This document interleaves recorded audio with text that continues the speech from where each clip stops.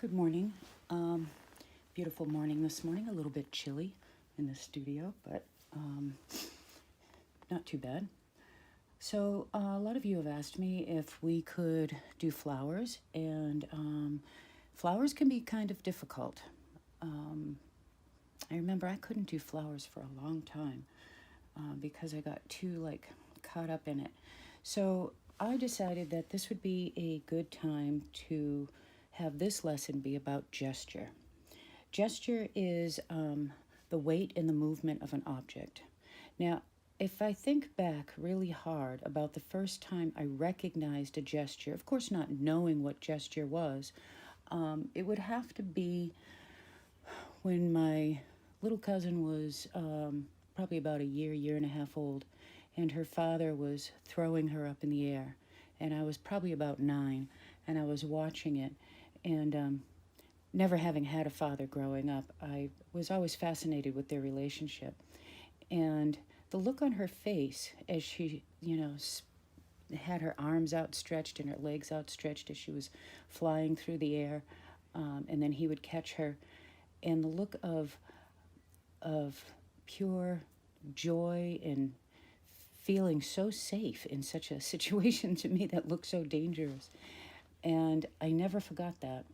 And I chose this peonies because it reminded me of that moment, of that look in her face and that feeling of outstretched arms and legs and flying through the air. So if you look at this peonies, you'll see that just look at the flower and imagine it coming down from the sky. That's your gesture. I chose for a grisaille, the same grisaille that I use all the time, which is yellow ochre, alizarin crimson, and ultramarine blue. But this time I chose to lean it a little towards mauve. And the reason why is because the green around it will pop out more, and because the flower itself has kind of this mauvey, purplish undertone to it. So, for a gesture, the first thing you want to do is kind of give yourself points of where things are. So what I did was I put a point up here, one here. So this would represent the top petal, that's the highest petal. And then this is where my edges are. This is where the center will be, and it'll be down to about here because I do want to put some of that grass in and some of those leaves on top.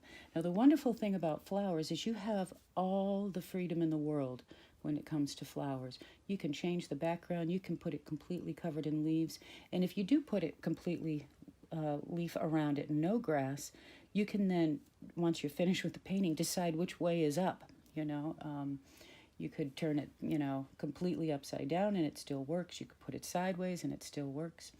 These peonies are a plant, it's tree peonies. I don't know if you are familiar with the difference. Most peonies you see are tiny little bushes with these beautiful little blooms. Tree peonies grow about, I would say, a good 4.5 feet, and they have a trunk like a tree, but it's like several trunks. It's not just one trunk like a tree. It's like a tree bush. And the flowers on them, believe it or not, are like the size of a small pizza. When you get a single serving pizza. And they come out this time of year, and I've painted these tree peonies so many times. I'm sure others out there that are watching this probably have some of my peonies paintings. I like painting peonies flowers the most because they give you the most gesture. Now, if you're more advanced, you can do this in probably an hour. But we're not here to show you what I can do. We're here to show you how to tackle something. But most importantly, this isn't about painting flowers. This is about painting the gesture. So let's start with a gesture drawing. So a gesture drawing is done very light, and you just kind of place everything that you then will adjust with the actual drawing. So some people feel gestures are the actual drawing, and they are if you're doing a gesture drawing. But if you're going to bring it to a different level, then the gesture drawing is the foundation to the rest of the drawing. And There are many, many layers to peonies, and the interesting part about them is they start off with a very pink, huge bud, and then that, as they widen and open, the leaves are actually kind of whitish, but that pink stays inside and has this feeling of a glow, which is very beautiful. So it's hard for me to talk and gesture at the same time. So I'm just going to do a quick gesture here, okay?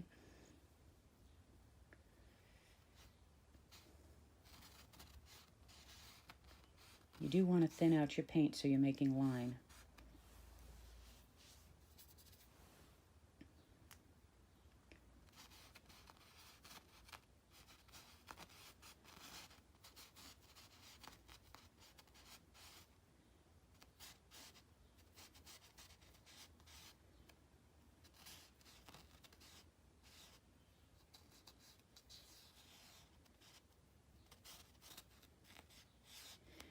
When you're lining things up with spaces and stuff, don't forget to look at your negative space. How far away does this feel from this? And does it go all the way to the end?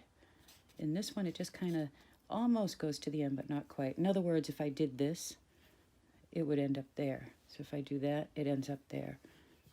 Those are called drop-a-line measuring. And if you do enough drop-a-line measuring over a period of time, you'd be surprised how your eye gets so trained to do it without having to physically drop the line. So I'm going to make this flower a little lower on the canvas than it is in the photograph.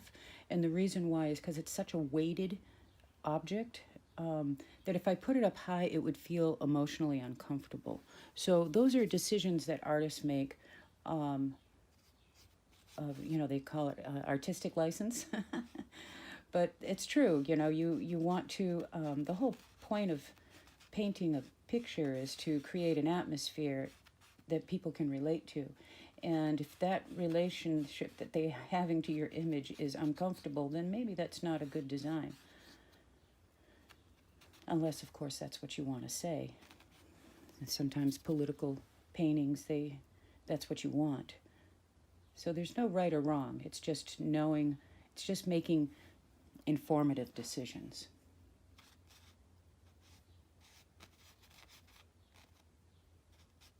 I should also say that I do sell these demonstration paintings that I have. If you find, I just sell them for like $50 because, they're just demonstration paintings. But if you would like one of my paintings from these videos, just either email me or text me at the Acorn number, and I'll make that happen for you.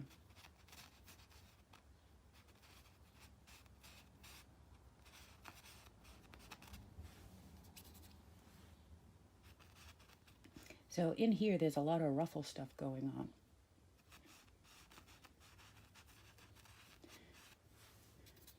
So in my head, I'm thinking ruffle stuff. It's not rocket science. It's not anything, profound. I'm thinking literally ruffle stuff.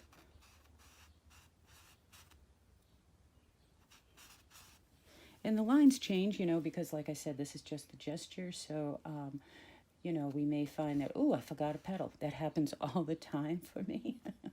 And it's like, oh, where do I fit that in? Oh, I have to now move this petal because that petal I forgot. So, if that happens to you, don't worry about it. It's par for the course.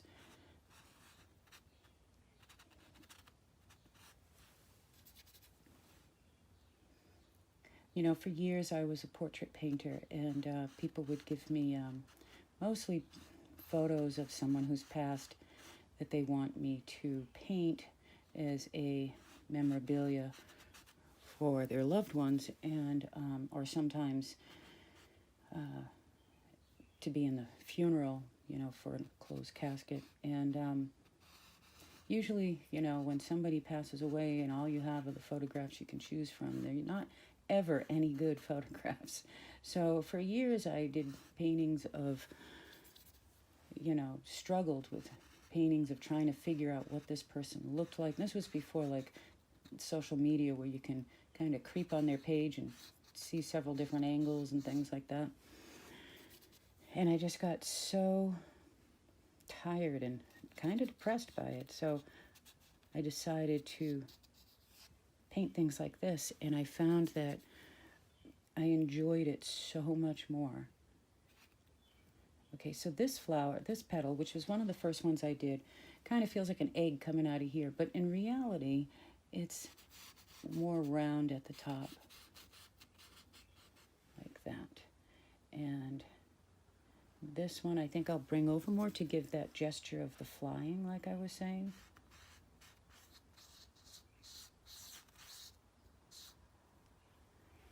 And you can, if you find you need to move a line, after you've rubbed down your grisaille, you know, you put the grisaille on, you rub it down till you get a stain like this, you end up with a rag that looks like this. Well, that rag becomes your eraser because there's enough paint still on it to erase without getting down to the white. And there's also enough mineral spirits on it too, or terpenoid, sorry. Let's see. There's a line that goes from here to here that's really almost angelic.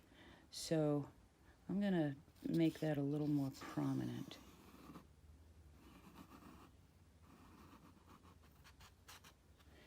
And when you're doing flowers, if you do move a line, definitely erase the old one because you can get confused of where you are.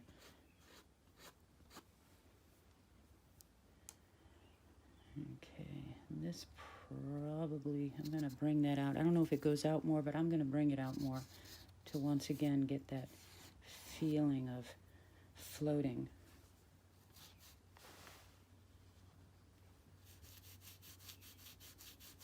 It's interesting with these videos. Hopefully when I get up into the other room, I won't have this problem, but I have to paint sideways. You know, this painting, in order for you to see it, I have to have it this way. So I'm always painting on the side.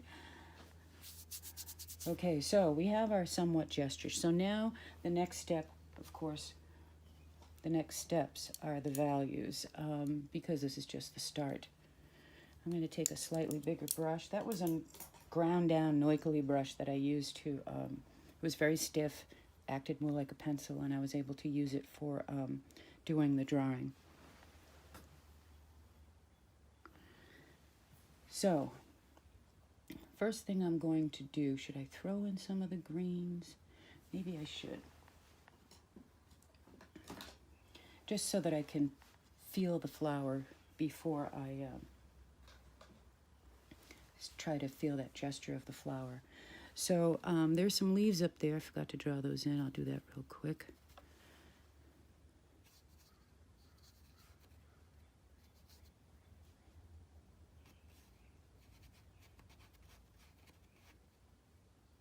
There's another peonies right above this. I'm going to just take that out because I don't think we need it.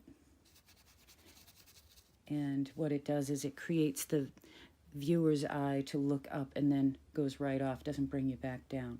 Whenever you have a situation design-wise like that, just remove it. So I'm not going to go too crazy drawing these in. I'm just going to throw in the negative space of darks.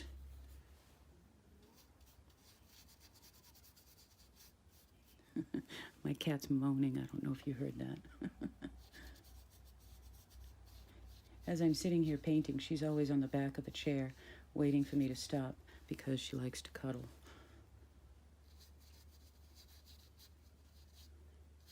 And I'm just going to rub in a dark here because if you look at the grass, yeah, there's some light values to it, but I'm not going to go crazy drawing all those leaves and things like that that are underneath it. I'll just paint that on top when it's time.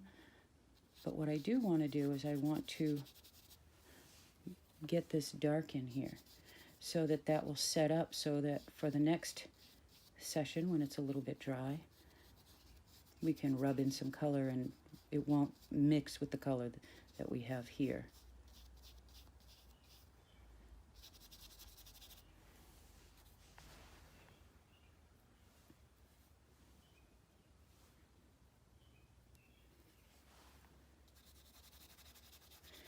And to get this green color, I'm using, let's see, sap green and olive green mixed together. If you don't have those colors, you can use ultramarine blue and some cad yellow light, more blue than yellow. And then you could add a tiny bit of yellow ochre and a tiny bit of cad red. And that will give you like an army green.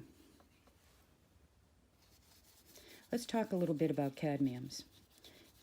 If it's a child, don't let them use pure cadmiums, even though technically they're not poisonous. From what I called, years ago, I think it was Utrecht, to find out what is the aspect of poisons in cadmiums. Just for myself, and because we never use cadmiums at the studio. We use cadmium hues for the children. But they said that the only way cadmium really is poisonous is if you sand it, because the particles in the cadmium don't break down like other pigments. And they end up with these sharp, pointy kind of protrusions in the sanding process, which can stick to your lungs, similar to the illness you get from the coal miners get, So they said as long as you don't sand them, they felt I didn't need to wear gloves. Okay, now that's coming straight from the manufacturer. So my point bringing this up is, when your palettes get filled, if you're an adult and you're using cadmiums, never sand them.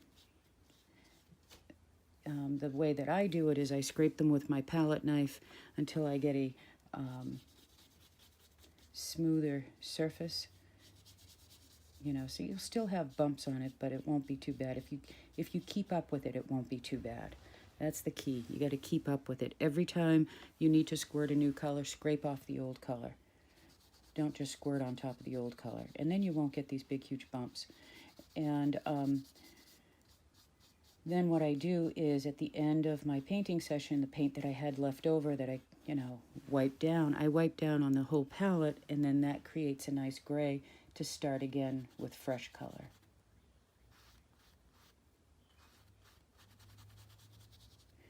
I'm going to bring some of these leaves down here so they're not just up on top and feeling heavy.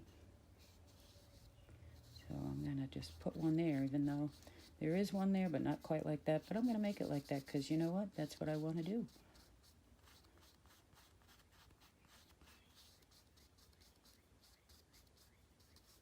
I find too when I want to change parts of a painting and it's a commission, I always talk to the client about it first. I'll say, I really like this, but I want the whole, this is what I feel when I look at this, and I want the whole undertone to feel this way, and therefore I have to change this to not be there. And I've never once had a client tell me that they didn't want me to do that.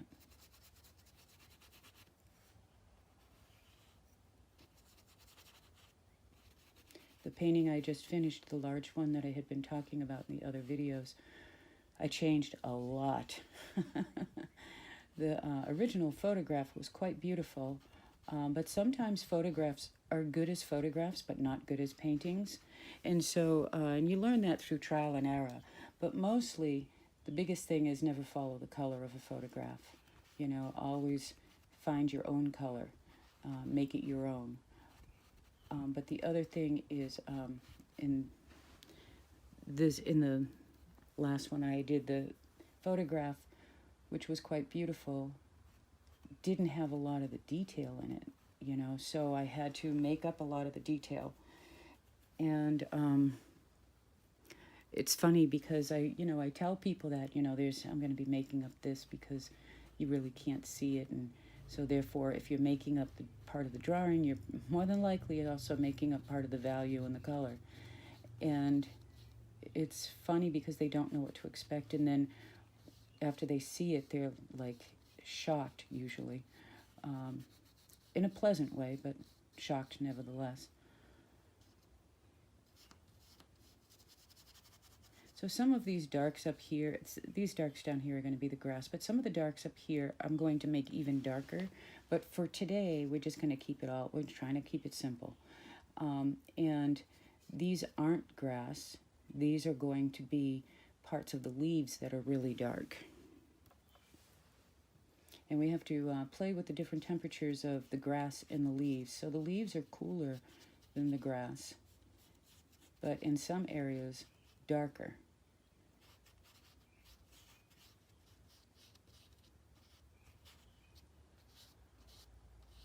And sometimes it's just the overlap line that you see there. Okay, so perhaps we could throw in a few. This we're making up because there's a flower there. So what I'm going to do is I'm just going to throw in a few lines.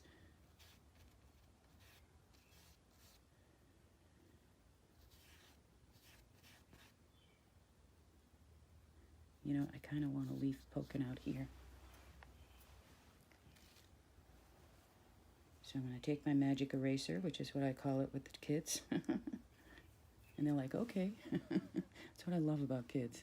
You can say, this is your magic eraser. You just put your finger on it and pull. And they're like, okay, it's magic. And then you hear them say, where's my magic eraser?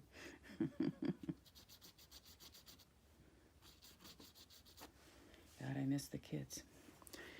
Okay, and then I'm going to take a little bit of this lighter green, and I'm just going to suggest, now this is warmer than I would normally have in the final stage, but I want the warm undertones, and then we'll add the lights on top, not lights, but the cooler parts on top, so that they are sort of working together.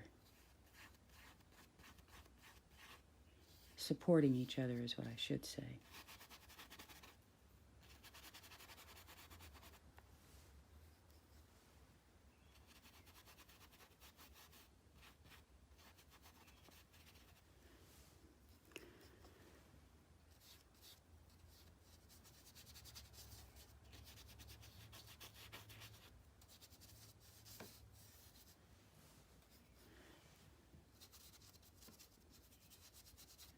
Okay.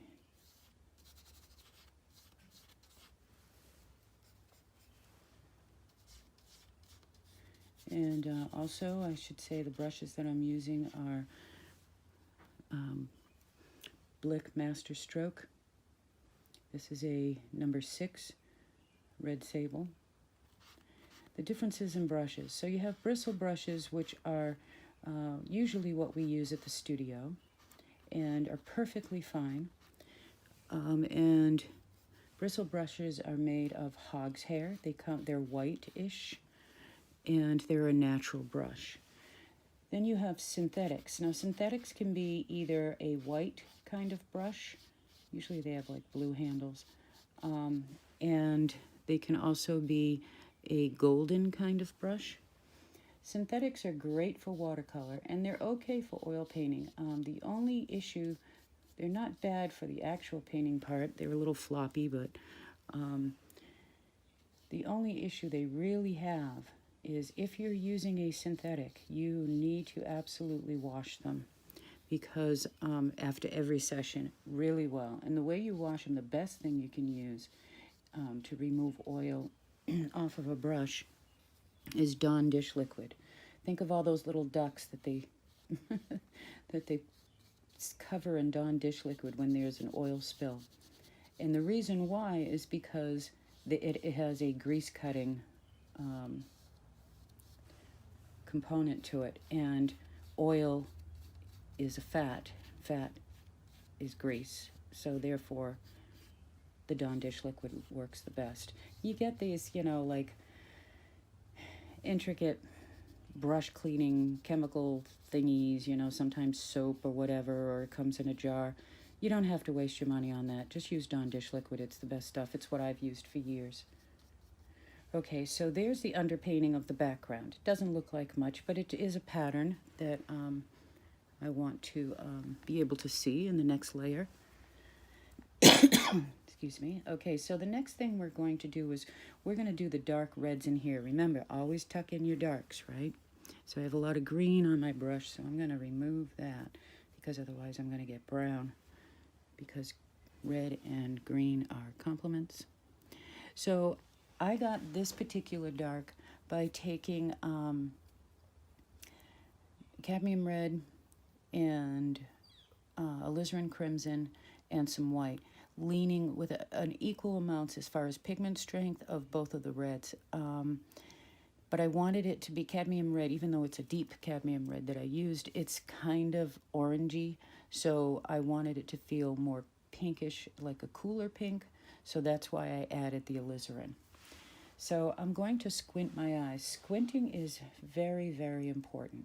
And then I'm going to gesture in where these darks are. Okay? When you squint, what you do is you remove all of the reflected lights pretty much, and a lot of the highlights. Just the pure highlights that are there will pop out. The minute you open your eyes, you see all the details and your brain's trying to like make out what's going on. But if you squint, your brain is limited to what it's seeing and trying to analyze. Another trick I use also is turning the painting upside down, and I do paint my paintings very often upside down. I don't do it on these because that would just be way too confusing for you guys. So just know that if you wanted to try it, turn your photograph up. Oh, you're using the photograph from the thing. If you want, if you ever want to capture the image that's in the corner of the video larger, you can always text me and I'll text you the image. And then in that case, then you can turn it upside down and work from that. So this is kind of an undertone of a dusty rose. We'll put some cooler pinks on top in the next layer. But right now I'm doing a little bit heavier than a wash. A wash is similar to this tinting, and I want it a little bit heavier, so you can see the difference here. Probably in the video it looks a lot heavier, but when I say a little bit heavier, I mean not thick paint. You don't want to see a whole lot of thick strokes at this point. Now, with flowers, you do want to see a whole lot of thick strokes. And me personally, I would do it all in one session, but I want you to start out like this first.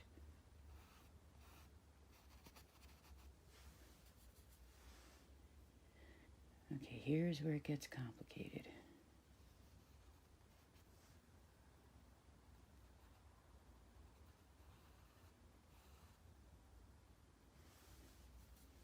And even though these are varying degrees, oh, I forgot that little flip. These are varying degrees of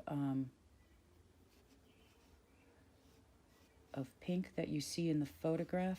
Start with one first. Start with your darkest, because you can always lighten up an edge or completely change it to a different value once you have the darks in, which is why, I often say to people, this is just the drawing, and they say, oh, that looks more than just the drawing. And well, it's just the drawing because I've simplified the values. Value, of course, being lights and darks.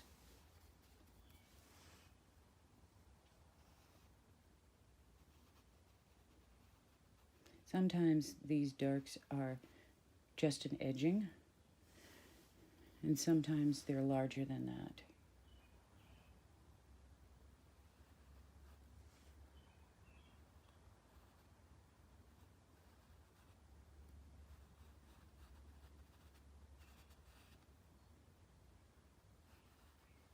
For the children, what I often do is I say any line you see in the middle, redraw it with the darker value. Because, they can't always understand what I'm saying when I'm telling them to just put in your darks. So I'll often have different language that I say to the kids, and this is a good example of that, where, you have your outside lines, you don't want to line those, but line your inside lines with your darker color. Sometimes with the kids, I'll even, because they don't usually, the little ones don't do grisailles because it's too messy. So they'll do a charcoal drawing, and I'll say lock your lines with mineral spirits and a little bit of the dark color and just lock your lines. And then that gives them that step already, especially with roses. Roses can be really tough.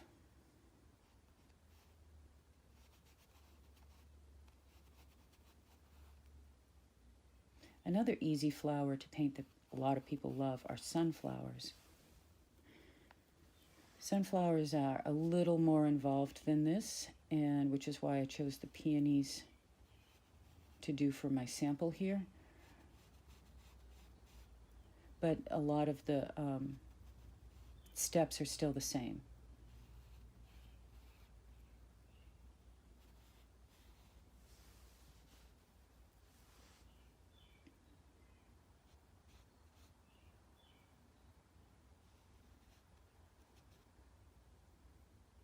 So when I'm lining like a petal like this, I'm not lining the actual petal. I'm lining underneath the petal because this is going to be the little shadowy area. The petal on top is going to be lighter than this. It's kind of like when you're painting a cloud. You know, the kids always think, oh, I'm just going to throw white in for the cloud. Not really. The cloud, for clouds, you have to put in the shadows first. Because if you start with the white, then you'd have no detail.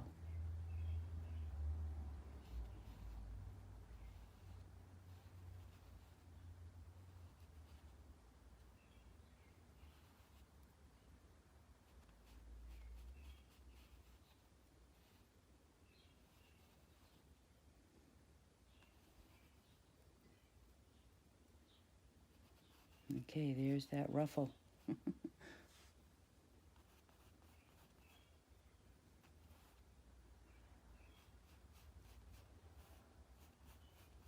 There's reflected lights in here, so I'm just going to go lightly over the parts that have a reflected light and darker over the parts that are more dense.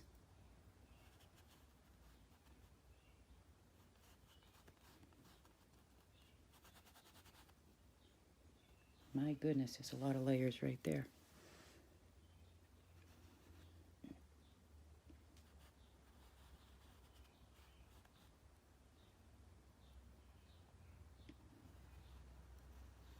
I think there's one there, but I'm not sure. I'm just going to put it in. Sorry about coughing, and if I sneeze, it's allergy season. And unfortunately, I can't take allergy medicine.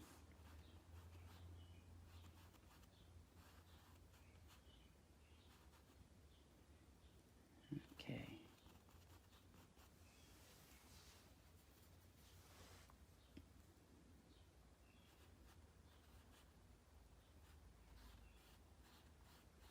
I'm making this darker than it actually is because I'm going to throw a reflected light on top of that. That will tuck that in underneath, and the reflected light will pop up. And, you know, because reflected lights are generally areas that have some movement in it as far as gesture that has caused the light to hit it. So if you put the darks in first and you put the reflected lights on top, you naturally create that movement that you could struggle over, or you could just do it in a stroke.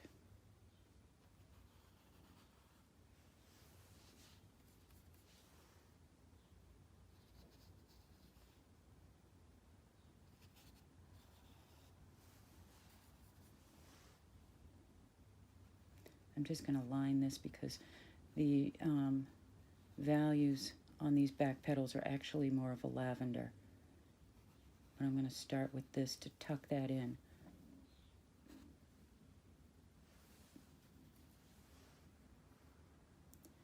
Okay, we're all here.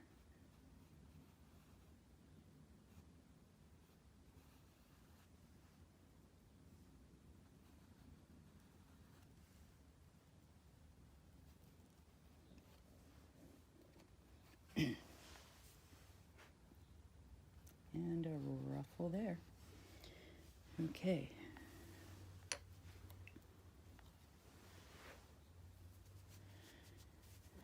So just because it's there, first I'm going to take some straight alizarin, and in the center of this, And then I knock in a dark value, which I may add onto in the next layer, or I might not if it's dark enough. Probably won't be dark enough, but at least I know where it's going to be. I'm also going to darken on top of this. See how that immediately gave that depth and pulled this forward? Wait till I throw that yellowy orange on there. It's really going to pop. Painting is an illusion. You are an illusionist to the viewer who's going to look at this and think, oh my goodness, is that real? Okay, and I'm going to take that same alizarin, and in certain areas where I know it gets really dark, I'm going to pop those in.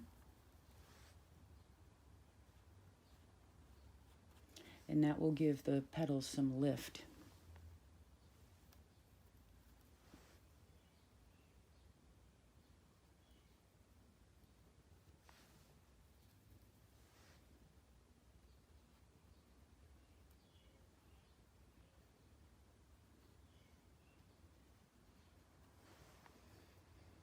Oh, there's some up here too.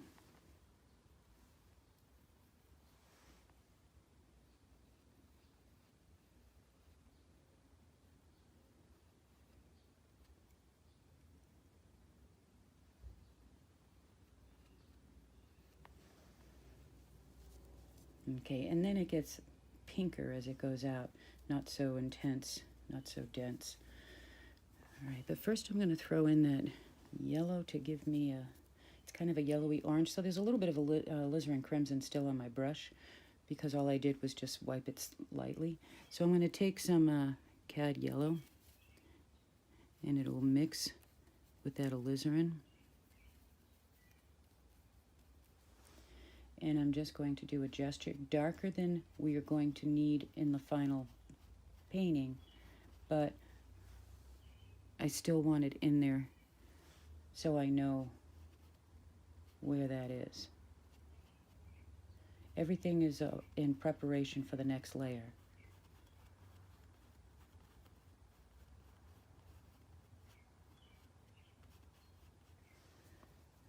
Okay, and let's see, let's try some of the lavender that's in the shadows here. So I think what I'll do is I'll take a little bit of the grisaille color maybe, and add a little bit of lavender gray that I have, that I get from, let me see what brand that is. I can actually show you the tube. Okay, violet gray. Old Holland violet gray. That's a wonderful color. If you're an adult and you're painting, I suggest this. Now, a tube this size, I believe, might be about $12, but I can't remember. Sometimes Old Holland can be very expensive, especially if you get larger tubes. But the paint is so good, I find that I'll have a small tube like this, it'll last me a year. And I use a lot of this color, and I do a lot of very large paintings. So Old Holland paint is actually very, very good if you want to try out a couple of tubes to begin with. And this is a good one to use because it's good for neutralization as well as the color itself. I use it often in skies. I use it in purpley shadows. I use it when there's a yellow in the painting and I need to pop it somehow. I'll just mix it in a little bit with the surrounding color. So I highly recommend it. So I took a little bit of the grisaille color and I added some of that Old Holland violet gray.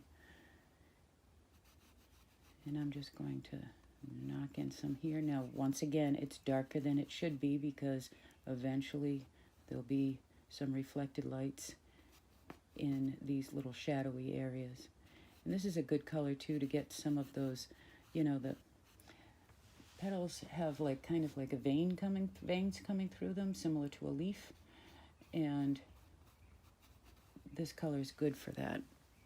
And it's not a color you're going to see off the bat everywhere. And I'm thinning it out a lot too because I know that it's kind of a hidden color, you know, to start. It's just giving you the mapping.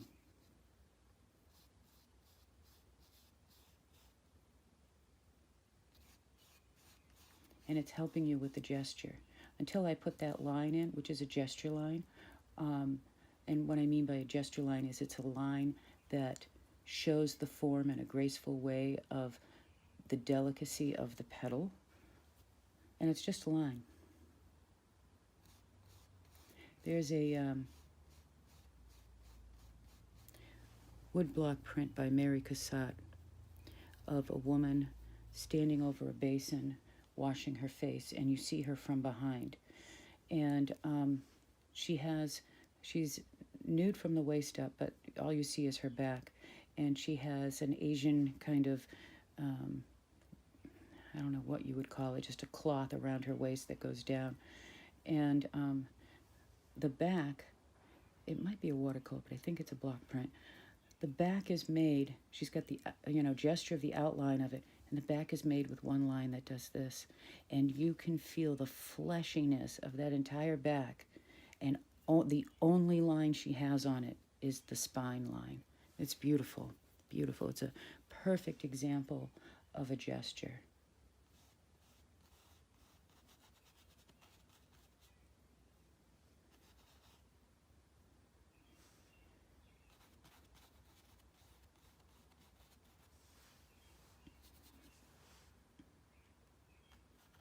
This is going to be very blue, but I'm going to start with a dark first.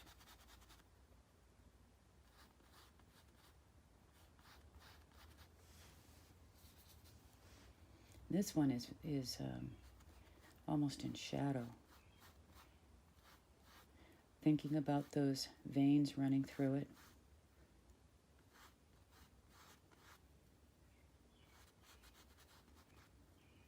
I'll do that in the next layer. And here. And a little here. Okay. Now let's do some pinker pinks. So that mixture that I have for this, you can just add some white to it if you like, and you'll get a pink.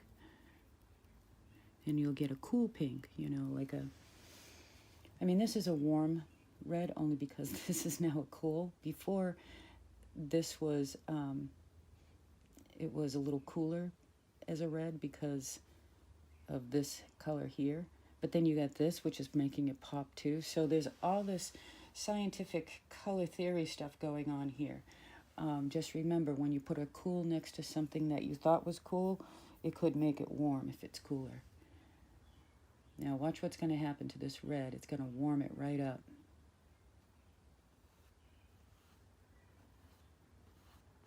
This pink is very close to my grisaille color. Maybe I'll make it a little darker.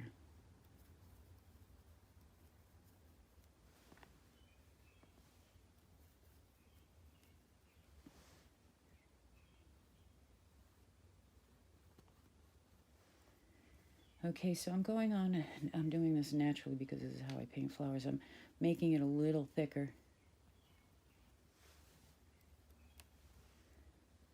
Go to where your reds are. Don't completely cover them over, just to add to them.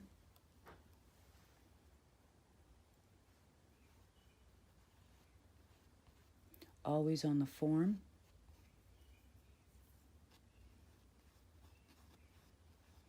Now that we're doing mass, you want to probably hold your brush like this. This has just a little bit.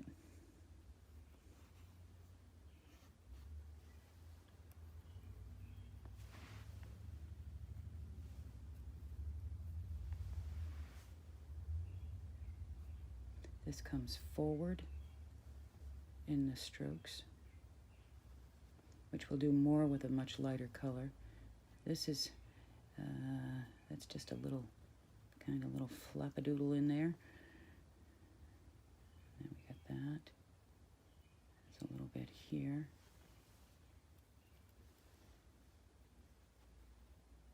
If I squint my eyes, all down here is this pink.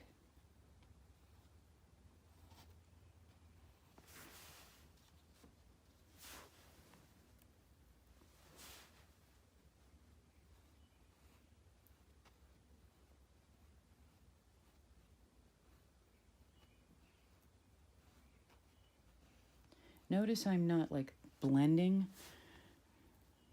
Blending can be the enemy. Don't blend, especially when it comes to flowers. I mean, certain ones like irises, they're so complicated in their transition from one color to the next, and they can be completely different colors. You can have an iris that's blue and it has this orange streak that's blending through it. And so in situations like that, yeah, you soften the line. But if it's a one color flower, which I would consider this a one color flower, with various shades, then what you want to do is you want to not blend it. Just let it be, let each color have its own space, because then you're going to add other colors on top of it that will give you that effect of blending.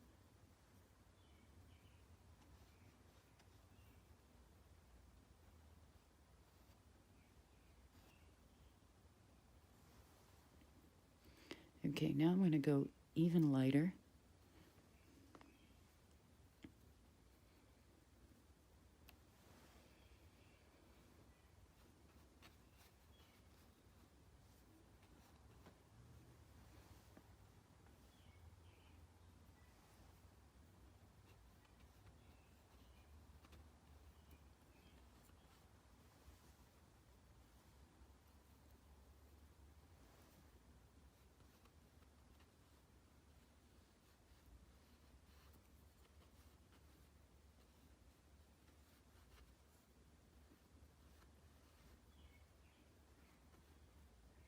We're going to save the really highlight areas for next time,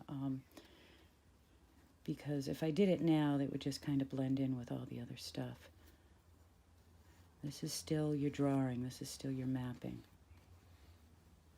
And for any children out there that are doing this, this is the area, the stage you can stop if you like, before we go on to the advanced stage.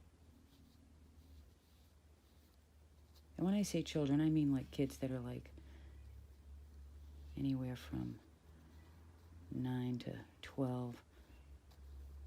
Although some of my kids that are 12 years old paint like I did when I was in high school.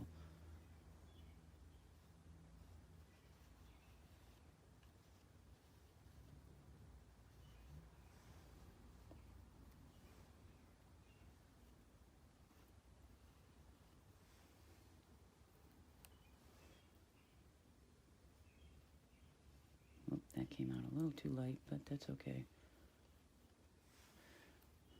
How did that happen? Don't want it too light too fast.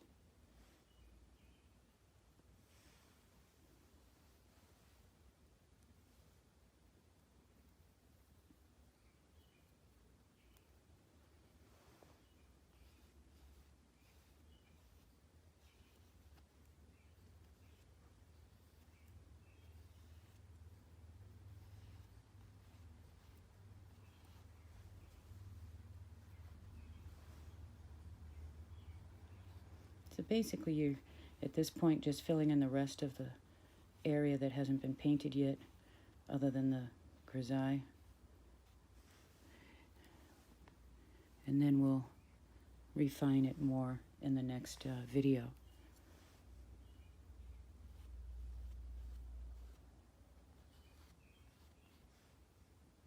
That's too light.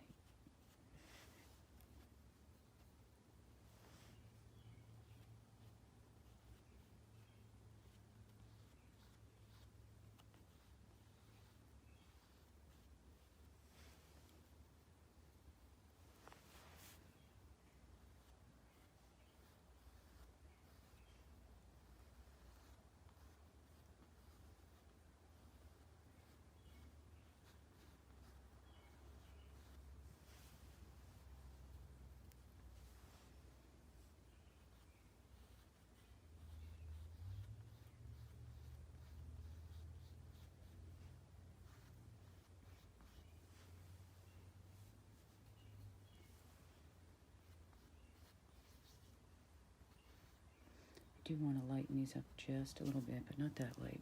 So I'm going to take all the brush paint off my brush, but it still has some paint on it, and I'm just going to do that.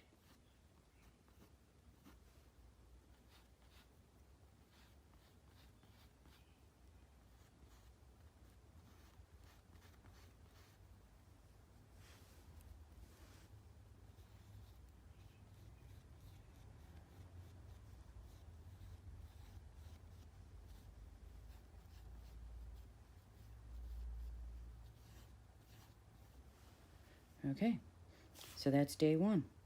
And what we'll do tomorrow is we will refine the darks and lights. We'll throw in some of this, bring out the detail here, and you're going to watch this thing grow or pop.